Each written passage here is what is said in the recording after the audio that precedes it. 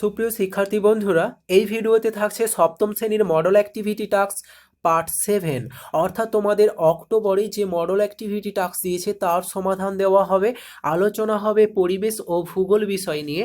আর অন্যান্য বিষয় তোমরা দেখতে চাইলে ভিডিও ডেসক্রিপশনে লিঙ্ক পেয়ে যাবে, অবশ্যই দেখে নিও। তো দেখো এখানে তোমাদের একের দাগে কি বলেছে, বিকল্পগুলি থেকে সঠিক উত্তর নির্বাচন করো। ফার্স্ট কোশ্চেন আছে, ভূ আলোড়নের ফলে সৃষ্ট ফাটলগুলোর মাঝে ভূভাগ ও উপরে উঠে যে ভূমিরূপ সৃষ্টি হয় তা হলো মহাদেশীয় মালভূমি, স্তূপ পর্বত, আগ্নেয় পর্বত, লাভা মালভূমি। রাইট আনসার তোমরা দেখতে পাচ্ছ অপশান খ অর্থাৎ স্তূপ পর্বত। অন্য কালি দিয়ে দেখানো হয়েছে। কেমন? পরের কোশ্চেনটা দেখো, দুটি নদীর মধ্যবর্তী স্থলভাগ হলো নদী অববাহিকা, দোয়াব, মোহনা, ধারণ অববাহিকা। তো এখানে রাইট আনসার অপশান খ অর্থাৎ দোয়াব। নেক্সট কোশ্চেন, একটি পাললিক শিলার উদাহরণ হলো গ্রানাইট, ব্যাসল্ট, মার্বেল, চুনাপাথর। রাইট আনসার অপশান ঘ চুনাপাথর। নেক্সট কোশ্চেন এখানে 4 নম্বরে কি বলেছে, ঠিক জোটটি নির্বাচন করো। ক দক্ষিণ আফ্রিকার উষ্ণ জলবায়ু, এটা উষ্ণ জলবায়ু হবে। কেমন? আর খ চীন দেশীয় জলবায়ু, খেজুর গাছ।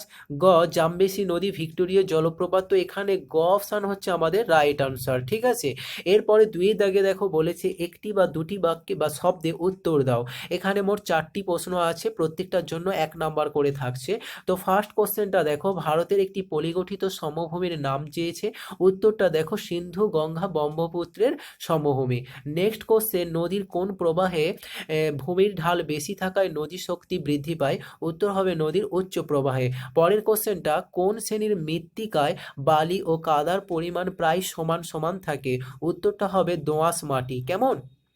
পরের কোশ্চেন এখানে বলা হচ্ছে দক্ষিণ আফ্রিকার যে তৃণভূমি সেটা কি নামে পরিচিত? উত্তরটা হবে ভেল্ট। এরপর 3 দাগে বলেছে সংক্ষিপ্ত উত্তর দাও। প্রত্যেকটার জন্য 2 নাম্বার করে থাকছে। ফার্স্ট কোশ্চেন, নদী মোহনায় বদ্বীপ সৃষ্টির 2টি শর্ত লেখো। তো বদ্বীপ গড়ে ওঠার শর্তগুলি হলো, ফার্স্ট যে শর্ত সেটা হচ্ছে পলির পরিমাণ। নদীর নিম্ন গতিতে বয়ে আনা পলি, বালি ও কাঁকড়ের পরিমাণ বেশি হলে তবেই নদীর মোহনায় বদ্বীপ গড়ে ওঠে। এখানে দেখো এই যে পরিমাণ কথাটা তোমাদের এই লাইনের নিচে নেমে এসেছে, তোমরা কাঁকড়ের পরেই তোমরা পরিমাণ বেশি এখানে উপরে লিখতে থাকবে। ঠিক আছে, তারপরে 2 নম্বর পয়েন্ট দেখো, স্রোত। নদী প্রবল বেগে সমুদ্রে পড়লে অথবা মোহনায় প্রবল সমুদ্র স্রোত থাকলে বদ্বীপ গড়ে উঠতে পারে না। সুতরাং মোহনার সন্নিকটে নদী ও সমুদ্রের বেগ কম থাকলে তবেই বদ্বীপ গড়ে ওঠে। ঠিক আছে, এরপরে 2 নম্বর যেটা দেখো, 3-এর 2 নম্বর প্রশ্ন, জলবায়ু মৃত্তিকা সৃষ্টির অন্যতম প্রধান নিয়ন্ত্রক। এই বক্তব্যটা যথার্থ কিনা আমাদের বিচার করতে হবে। উত্তরটা দেখো, মৃত্তিকা সৃষ্টিতে জলবায়ুর প্রভাব। তো জলবায়ু মাটি তৈরিতে বিশেষ ভূমিকা নেয়। উষ্ণ ও বৃষ্টিবহুল জলবায়ুতে তাড়াতাড়ি মাটি তৈরি হয়, আবার শীতল ও শুষ্ক অঞ্চলে মাটি তৈরি হতে সময় লাগে। তাই উষ্ণ আর্দ্র অঞ্চলে মাটির গভীরতা বেশি হয়। তাহলে এটা বলেছিল যে জলবায়ু মৃত্তিকা সৃষ্টির অন্যতম একটা প্রধান নিয়ন্ত্রক, সেই বক্তব্যটা আমাদের বলতে হবে। যেহেতু এটা তোমাদের 2 নাম্বার, তো এতটুকু উত্তরে লিখলেই কিন্তু হয়ে যাবে। এর পরের কোশ্চেন দেখো, 4 দিকে বলেছে নিচের প্রশ্নগুলির উত্তর দাও। তো এখানে যে কোশ্চেনটা আছে এটার উত্তরের জন্য 3 নাম্বার থাকবে। সাহারা জলবায়ু কিভাবে সেখানকার মানুষের জীবনযাত্রাকে প্রভাবিত করে? উত্তরটা দেখো, সাহারার জলবায়ু সেখানকার অধিবাসীদের জীবনযাত্রার উপর গভীর প্রভাব বিস্তার করে। যেমন 1 নম্বর, এখানে রাত ও দিনের তাপমাত্রার মধ্যে পার্থক্য অত্যন্ত বেশি হয় সত্ত্বেও মানুষ নিজেকে মানিয়ে নিয়ে বেঁচে থাকতে পারে। পরের পয়েন্টটা, এখানকার মরুদ্যান সামান্য জলের যোগানে ভুট্টা, জোয়ার, বাজরা ইত্যাদি চাষ হয়। পরের পয়েন্ট, এখানকার যাযাবর মানুষেরা উটের দল, ঘোড়া, ছাগল নিয়ে ঘুরে বেড়ায়। পশুর দুধ ও মাংস এদের প্রধান খাদ্য। পরের পয়েন্ট, অত্যাধিক গরমের কারণে এখানকার খনিজ সম্পদ যেমন খনিজ তেল, প্রাকৃতিক গ্যাস, কয়লা, আকরিক লোহা আরোহণ করা খুবই কষ্টসাধ্য। ঠিক আছে, এর পরের কোশ্চেনটা দেখো, এখানে বলা হচ্ছে নিচের প্রশ্নের উত্তর দাও। এখানে যে প্রশ্নটা আছে তার উত্তর দিলে তোমরা 5 নাম্বার পাবে। কি আছে প্রশ্নটা? ভঙ্গিল পর্বত ও আগ্নেয় পর্বত সৃষ্টির প্রক্রিয়া বর্ণনা করতে বলেছে। তো প্রথমেই থাকছে ভঙ্গিল পর্বতের উৎপত্তি। অ্যাস্থেনোস্ফিয়ারের উপর ভাসমান পাতগুলি ভূগর্ভের তাপ ও চাপের ফলে সৃষ্ট পরিচলন স্রোতের দ্বারা গতিশীল হয়ে পড়ে। ঠিক আছে, তারপরে যেটা লিখবে, যখন দুটি চলমান পাত পরস্পরের কাছে আসে তখন উভয় পাতের মধ্যবর্তী অংশে সঞ্চিত পলিতে ভীষণ চাপের সৃষ্টি হয় এবং ওই পলি ভাঁজ খেয়ে ভঙ্গিল পর্বত গঠিত হয়।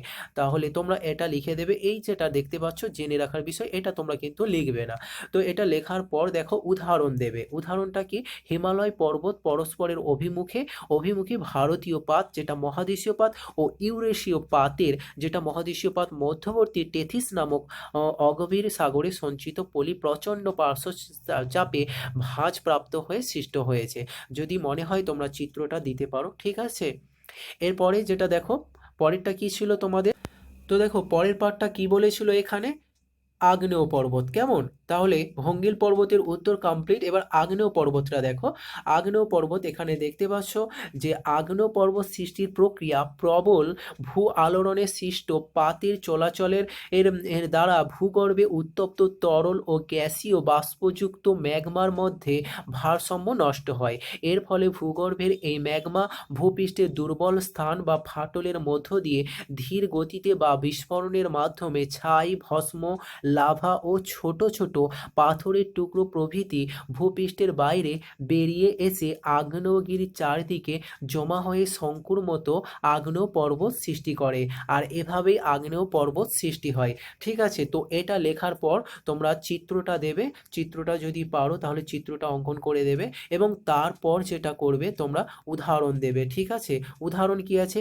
ভারতের আন্দামানের কাছে ব্যারেন ও নারকোন্ডাম, জাপানের ফুজিয়ামা প্রভৃতি হলো আগ্নেয় পর্বত। তো এই ছিল তোমাদের মডেল অ্যাক্টিভিটি টাস্ক পার্ট 7, যেটা সম্পূর্ণ সমাধান দেওয়া হলো। এটা তোমাদের ভূগোল বিষয়। অন্যান্য বিষয় তোমরা অবশ্যই দেখে নিও, ভিডিও ডেসক্রিপশনে পরপর লিঙ্ক পেয়ে যাবে। আর তোমরা যারা ভিডিওটা দেখছো চ্যানেলে নতুন হয়ে থাকলে অবশ্যই চ্যানেলটি সাবস্ক্রাইব করে পাশে থাকা বেল আইকনটা ক্লিক করে অল নোটিফিকেশান অন করে দিও।